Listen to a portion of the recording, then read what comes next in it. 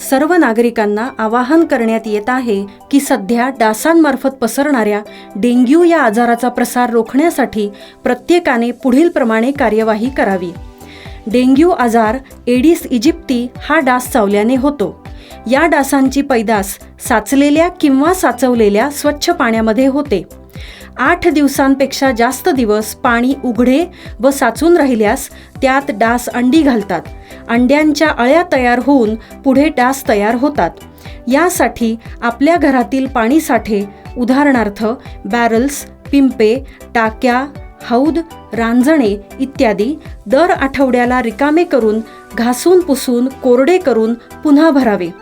1 दिवस कोरडा दिवस म्हणून पाळावा।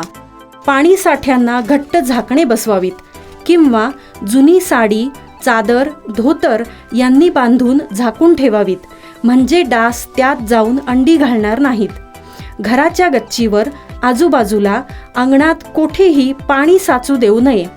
भंगार सामान उघड्यावर टाकू नये, उदाहरणार्थ टायर्स, प्लास्टिक सामान, कुंड्या, टाकाऊ वस्तू इत्यादी। अशा सामानात पावसाचे पाणी साठून त्यात डेंग्यूच्या डासांची पैदास होते।